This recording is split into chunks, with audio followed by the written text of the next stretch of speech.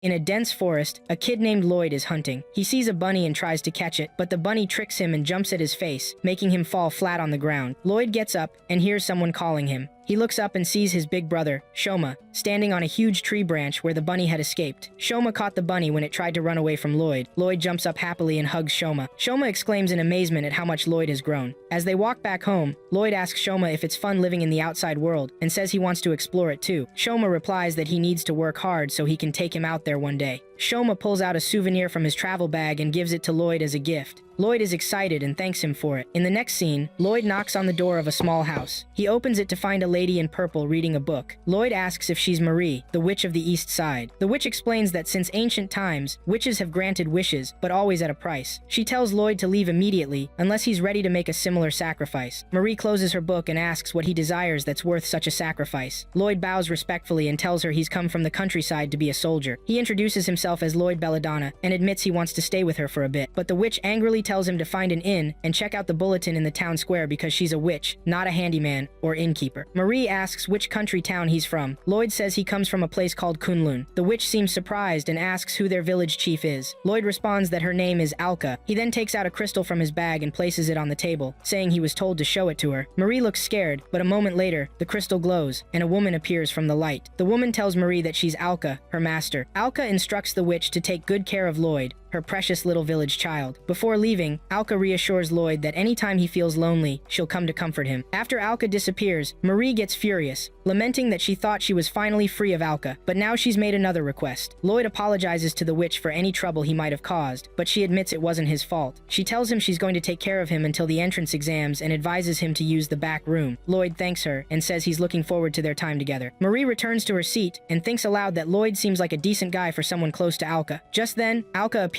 in the room and threatens to turn Marie into a frog for the rest of her life. Marie is shocked to see her again, but Alka explains that she uses the crystal as a gate to teleport wherever she wants. She warns Marie to make sure nothing inappropriate happens between her and Lloyd. Alka notes that she used Loli's grandma several times as a way of mocking her and, as punishment, cast an ancient rune magic that cursed her with repeated small misfortunes. The next morning, Lloyd wakes up early and makes breakfast. He brings a tray to Marie and tells her he borrowed her kitchen. Marie says she doesn't mind and admits the pancakes are delicious. As they ate breakfast, Marie curiously asked Lloyd why he wanted to be a soldier. Lloyd replied that he was the weakest one in his village and that he couldn't gather firewood or catch fish. He recalled a time when he sparred with his older brother and couldn't get up for a whole day. He shared with Marie that he admired a strong and noble hero from novels since he was little and admitted that he wanted to be like him and would never give up. Marie asked Lloyd if he knew what the entrance exams for the military academy in the kingdom of Azami were like. Lloyd said he heard there would be a combat test, a written exam on magic, and an interview, but that was all he knew. Marie told him the most important part was the combat test. Lloyd explained to the witch that his stamina was his weakness, and it took him 6 days to reach her. Marie encouraged him, saying Kunlun was far from Azami, adding that 6 days by train wasn't too bad. However, Lloyd opened up to her, saying he had run all that way. Marie was shocked to hear that. He insisted that his grandpa always said it only took him 2 days to run that distance. Marie asked if he encountered any monsters along the way, but he replied that he was lucky and didn't see any, although he did come across some wild animals, like huge locusts and fire-breathing lizards. Marie interrupted him, saying those counted as monsters and were dangerous too. While they talked, Marie spilled some tea on her cheeks, and Lloyd handed her a clean piece of cloth to wipe her face. After cleaning herself, Marie noticed her skin felt smooth, and the spots and freckles she worried about were gone. Lloyd explained that if you apply a simple ancient rune before cleaning with a rag, even the worst stains would come right off. Marie corrected him, saying it wasn't a home remedy but a disenchant rune she spent 3 years learning, which could remove any curse. When Lloyd arrived in the city, he was amazed by how big and crowded it was. He overheard some guys talking about the National Foundation Festival and discovered that many people like him were there to train for the military. He decided to stay focused, as this was his first errand. Somewhere in the city, a lady bumped into a man, and he realized she was the Belt Princess. He mentioned that the rumors must be true since he heard she was applying to the academy, but she ignored him and walked away. The guy shouted that she should realize she had damaged the reputations of the local nobles. As the Belt Princess walked down a lonely path, she encountered a monster. Luckily, Lloyd came to her rescue and killed the giant insect. He helped her to her feet, brushed the mud off her dress, and cleaned her face as well, but she started to hide her identity. Lloyd told her he had to leave because he had errands to run, but the Belt Princess called out to him and told him her name was Selen. He introduced himself and said goodbye. The Belt Princess couldn't stop thinking about Lloyd. She looked in the mirror, but her reflection wouldn't change because of the curse. She remembered being mocked because of her appearance and recalled a flashback of her father inviting a pastor to offer her words of salvation. The pastor encouraged her that one day, strength would lift her curse. From that day forward, she held on to those words to push herself harder and harder. The Belt Princess cried cries endlessly, believing that all her hope is for nothing. She yanks the belt off her face and finds out she has been healed and freed from her curse. Then she remembers that it was Lloyd who healed her. Overwhelmed, she breaks down and cries tears of joy, declaring that Lloyd is the man of her destiny. Meanwhile, Lloyd returns home after picking up the items the witch had sent him. He sets everything down and shows her the souvenir he bought with the leftover change. He hands it to her and goes to prepare dinner. In another scene, two royals are seen from a building, a man named Murthafan and a lady called Colonel Cholene. The lady observes that there are many more people this year, noting the greater variety in the crowd. She acknowledges that he must have made an effort to gather such a diverse group of kids. Murthafan responds that it's all for the peace of the nation, adding that relations with neighboring countries are deteriorating. He mentions that the princess is missing and that their nation's stability relies on the strength of their military. However, she insists that it's also somewhat risky. She references Riho Flavin, the one-armed mercenary known for assaults against clients she dislikes and border violations. But Murthafan reassures her that as a mercenary at heart, she won't cause problems with the right contract. Colonel Cholene then asks what kind of contracts he's referring to. He mentions that he had told her all of her outstanding warrants would be cancelled if she joined. As they talk, she spots the eldest of the noble Lidocaine family. His real name is Alan Toyne Lidocaine, and he's arguing with the Belt Princess. He harshly questions why she couldn't have removed the belt earlier if she was capable of it, stating that if she could make herself presentable, she should have done so from the beginning. A soldier walks into the campground and announces that they will start a combat test immediately. He urges everyone to use any weapon to attack the dummy. Finally, the test results come out, and Lloyd fails the combat test. At the academy, the Belt Princess and Murthafan are shocked that Lloyd didn't pass the combat test. Colonel Cholene reads out the guidance for the students, explaining that their kingdom is on the brink of war with the Jiu Empire. As she talks, Murthafan wonders how the military will manage without Lloyd Belladonna. Colonel Cholene informs the newcomers that they've been dealing with the disappearance of Princess Maria Azami for 5 years, and whoever finds her will receive a cash reward, a promotion, or other benefits. Lloyd makes his way home, thinking out loud about how badly he did on both the martial arts and written exams. He admits the results weren't surprising, but they are still disappointing. He walks into a nearby house and finds a young man who looks furious upon seeing him. The man asks what Lloyd is looking for, and Lloyd assures him he meant no harm. The man senses his hidden powers and instinctively goes on the offensive, wondering if Lloyd is trying to extract information because he was a former royal guard. Lloyd clarifies that he's there for the part-time job. The man explains that this is a cafeteria and asks about Lloyd's skills. Lloyd replies that he can cook and clean, and he boasts that he was the best at those skills back home. The man asks him to show what he can do. Lloyd offers to make risotto and rushes into the kitchen. As he cooks, he confesses to himself that he just failed the military academy's entrance exams. He recalls how his village threw a huge send-off party for him when he left, and that he didn't want to come back empty-handed. He thinks he could stay in the capital for a bit and try taking the test again next year. Meanwhile, the Belt Princess, Murthafan, Colonel Cholene, and Riho Flavin are discussing Lloyd's test failures. Riho checks his test papers and notes that Lloyd is a unique individual who struggles to control his artistic impulses. Colonel Cholene reviews the answers and realizes they're in ancient runes. Riho asks what those runes can do, and the colonel explains that ancient runes combined with a caster's skill in magic can achieve incredible things beyond normal magic. Murthafan mentions he met the man who interviewed Lloyd and explains that aside from his exam answers, the only magic Lloyd can use is calling rain. They all initially think it's a lie, but Colonel Cholene counters that if he can use ancient rune magic, calling rain wouldn't be out of the question. She concludes that Lloyd could possess some truly impressive magical powers. Back in the cafeteria, Lloyd presents the tomato and white fish risotto he made to the owner, who was formerly known as Chrome Molybdenum, the head of the royal guard. The owner is surprised Lloyd cooked it like a normal person and still doesn't fully trust him, wondering if he's planning to attack while eating. After tasting the food, he admits it's delicious and finally agrees to hire Lloyd. The Belt Princess, along with the trio, walks back from the academy, informing them that she'll find the missing princess and invite Sir Lloyd to the academy as a reward. Colonel Cholene agrees it's a solid plan. Later at the witch's house, Lloyd breaks the news to Marie and his chief. They're both shocked he failed the test, but Lloyd assures them he plans to retake it next year. He pleads with the witch to let him stay in her home a bit longer, promising to pay rent now that he has a part-time job. Marie and the chief agree to his proposal, allowing him to stay in the city. Lloyd is excited, they all agreed, and thanks them before going to make dinner. Marie and Chief Alta continue their conversation. Marie asks the chief that if she has so much strength to spare, shouldn't she go save their kingdom? The chief asks how dire the situation is, and Marie explains it's been 5 years since King Azami became a strong advocate for war. The person controlling the king plans to declare war at the upcoming National Foundation Festival, where many foreign officials and heads of state will be present, leading to a conflict with the Jiu Empire. Marie insists she doesn't want that to happen, but the chief replies that she already explained the villagers of Kunlun only help when facing threats beyond human understanding, like a demon lord or a massive disaster. The chief adds they won't get involved in petty human disputes or the wars and incidents that arise from pride. Marie acknowledges this and explains that it's why she risked her life to learn the disenchanted rune 5 years ago. The chief warns Marie not to involve Lloyd in any of this, or she'll return him to Kunlun immediately. immediately. The Belt Princess, Selin, got into a fight with Alan Toyne, but Lloyd was told to take Selin's place and fight Alan instead. He was instructed to punch Alan in the face, but just as he was about to do it, a whirlwind appeared and Lloyd vanished. Miss Marie, the witch, created the whirlwind to save Lloyd from the mess he had gotten into. Marie told Lloyd to steer clear of trouble. While they were talking, Chrome Molybdenum approached them and asked Lloyd to return to the cafeteria. Chrome informed the witch that he knew the whirlwind was her doing and admitted he was thrilled to see she was alright. Since the day she went missing, he had been feeling really down. Marie was glad he was okay but asked what he was doing out there. Chrome explained to Marie that he had left the army because he felt responsible for losing their princess and kept a low profile running a cafeteria. However, secretly, he had been searching for her and trying to figure out why the king had changed. Marie acknowledged that they had both been through a lot, but she said things were about to change. She explained that during the international summit on the third day of the festival, everything would unfold. Marie further elaborated that the culprit would surely manipulate the king and declare war on Jiu. She insisted they had to prevent that from happening. Chrome asked the princess if she knew who the culprit was, but she replied that she didn't, which was why she needed his help. In another scene, Murthafon was reviewing the training regimen in an office. Colonel Cholene remarked that Murthafon was quite a hard worker. Murthafon replied it was for the peace of their kingdom, but Cholene pressed him about why he was taking it so seriously. Murthafon recounted that a long time ago, his hometown suffered from famine and poverty, and when they were at their weakest, the Jiu army came and took whatever little supplies they had left. Murthafon vowed he wouldn't let that happen again. Meanwhile, Selin, the Belt Princess, and Riho were discussing their plan to find the princess and also help get Lloyd into the academy. They decided to visit Marie, the witch known for sharing information. They knocked on the door, and it was Lloyd who opened it. Selin was surprised to learn that Lloyd lived with the witch. Lloyd offered them coffee. A few minutes later, Marie walked in, complaining about how tired she was. She asked for a beer with some magical ice. Lloyd quickly volunteered to boil edamame beans too. Marie noticed her guests and asked Lloyd who they were. Lloyd introduced the two ladies to Marie. Marie wanted to know what kind of information they were seeking. Selin replied they were on a mission from their officers to find the princess. At this point, Marie felt uneasy, and Riho sensed something was off. Riho wondered what Marie was hiding and even noticed that she resembled the princess. Selin told Marie that they would love to know more about her and asked how long she had been living in the city. Marie replied that she had been there for 2 years. Selin admitted she was crushed by this but wanted to hear her say the truth. Marie asked why they were so eager to find the princess. Selin responded that if they found her, they could get Sir Lloyd into the academy as a reward. Marie suggested they trade information. She wanted to know about the king's state, the academy, and the military presence in the castle. She said any detail, no matter how small, would help her greatly. She pleaded with them, saying that the country was in serious danger, but they insisted she clarify who she really was. Finally, she revealed herself as Princess Maria Azami. Both women were surprised to find out she was the missing princess. The princess then asked if they knew a town called Kunlun, but they said they had only heard of it in a fairy tale. Maria informed them that Lloyd was from there. They were thrilled and realized where his strength came from. Marie further explained that Kunlun forbids its villagers from getting involved in human conflict, which is why Lloyd couldn't get involved. If he did, he'd be forced to return home, and his dreams would be shattered. Marie tells them that right now, in the central area, everyone from cadets to street thugs is out looking for the princess. The orders from whoever called for the search are to bring her in, dead or alive. Selina is unsettled by this and wonders who would give such orders. Marie speculates that it's probably someone trying to start a war, aiming to stop those against the war from using the princess as a symbol of peace. She adds that this complicates things. Riho and Selin agree to help the princess. Marie is alone, thinking about her next move, deciding that all she needs to do is release Father using the disenchant rune. Meanwhile, Riho and Selin are investigating the situation. They meet a guy and ask him about the mission to capture the princess. He admits he never saw the person who asked him to search for her but kept repeating one phrase as if he were out of it. Riho asks what the phrase is, and he replies, "For the peace of the kingdom." In the palace, Chrome, who runs the cafeteria, is there to request reinstatement to military service. Murthafon assures him that the king has likely received his request. He tells Chrome to go home and wait for contact. But Chrome interrupts, saying that among the princess and her trusted friends, he's the only one who uses the phrase, "For the peace of the kingdom." He accuses Murthafon of being the culprit all along. Murthafon laughs and admits to being the guilty one. Meanwhile, the princess and her trusted friends eavesdrop on their conversation as if it were a setup. Murthafon is surprised to see the princess after she reveals herself. Just then, the king appears. He tells Murthafon that he has been using him all along and finally releases him. The king confesses he was the one who sent humans to attack his village. He approaches Murthafon, puts his hand on his head, and transforms him into a monster that will serve him forever. Riho and Selina figure out a way to distract the now monster Murthafon. The princess follows the king, trying to fight him, but he proves too strong. As she gathers her courage to defeat him, she realizes he is the demon lord Abaddon. Chief Alka and Lloyd were at the festival. After a while, Lloyd tells the chief he needs to be somewhere. He adds that even if he angers Miss Marie, or if she stops him, or if he feels too weak, that won't stop him from going. Back at the palace, Marie was shocked to realize the culprit was a demon king. Then it hit her that the chief had mentioned that the villagers of Kunlun only help when the threat is beyond human comprehension, like a demon lord or some major disaster. Marie ran away from the demon lord, wishing she had known this much earlier. The chief would have intervened. Somewhere in the street, Lloyd ran to find Marie. Along the way, he encountered a terrified soldier hiding from a giant locust, but Lloyd killed the locust in seconds, leaving the scared soldier wondering about his strength. Lloyd encouraged him, saying he was stronger and that he just had to face his fears. At the palace, Chrome, the cafeteria owner, was fighting Murthofan, who had been turned by the demon lord. He fought alongside Riho and Selen, but his strength was unmatched as he defeated them all. Riho told Selen they needed to make excuses so Lloyd could rescue them. Selen agreed but then stepped forward. Murthofan tried to hit her, but his attack was blocked by the belt enchanted by Lloyd's magic spells. The belt princess was excited and informed them that the belt was what tied her fate to Sir Lloyd's. Riho told Selen to keep Murthofan occupied while she went to fetch Lloyd. As she ran to find him, she met Lloyd running towards them. Lloyd was glad everyone was okay. He approached Murthofan and asked why he was doing this as a soldier. Lloyd explained, as he understood it, that a soldier should protect the livelihoods, smiles, and peaceful days of ordinary people. Lloyd continued speaking to Colonel Murthofan, asking what was on his mind the day he decided to become a soldier. Murthofan realized what he wanted and admitted he wished to create a world free of war and despair. As they talked, they all thought of the princess and wondered where she was. Lloyd dashed to the door but found the princess already running toward them. She hugged Lloyd and said she was happy to see him. Then the demon lord walked in.